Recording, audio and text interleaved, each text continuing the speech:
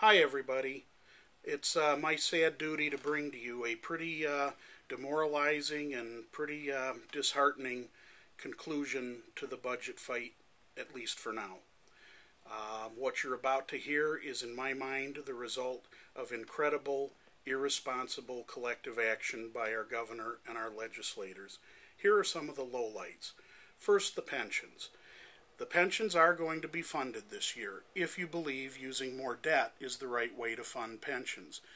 The outcome is that all of the pension funding this year, both the ramp payment and the normal cost, are all going to be covered by a short-term pension note. So in essence, it's more borrowing, more debt, no actual payments of cash raised through revenue into the system this year. The system gets its money, but it's money with interest that has to be repaid in a few years. Bad news for us. Further bad news is that the education appropriation has actually been cut from what we had earlier in the budget. They figured out that they could lower the amount and still meet the minimum requirements of the ARA legislation. And so this will put more hurt on our school district budgets, and I don't have to tell you what that means for those of you working every day. More stress, more reductions in program, and at the end of this fiscal year, more personnel issues that we'll have to fight district by district. And in terms of social services and other essential state programs, there are going to be deep cuts in many places. The result of this is going to be that we will have families, children, seniors, all over this state, all demographic groups who are going to be hurt, who aren't going to get the support from programs that they count on and they desperately need to maintain a safety net for our citizens in Illinois. And this, my friends, is reprehensible, and none of us should find this acceptable. All of this is included in this budget. Now, how did we get to this budget? You know, the saddest part of this is it didn't have to happen. The answer was right in front of us. The Senate passed the answer, House Bill 174. However, the House failed to act. The governor, earlier this week, pulled off the table talk of a tax increase until sometime later, like maybe this fall. And so, the governor acted irresponsibly. The Speaker and Leader Cross did not come up with the votes, did not have a vote, and did not pass 174.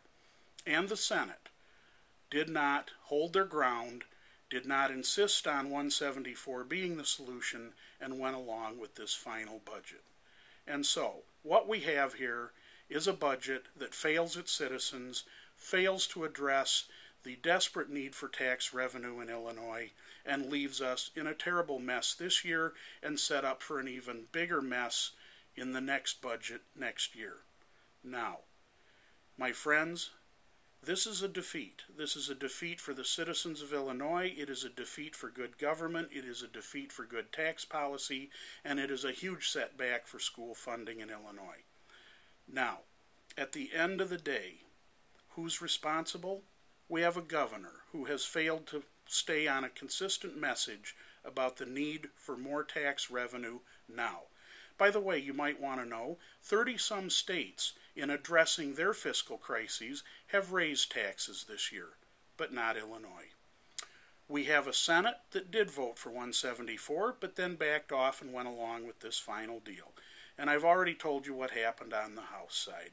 And you know what the common denominator to all this is? The governor, the Senate leadership, the House leadership, the members of the Senate and House.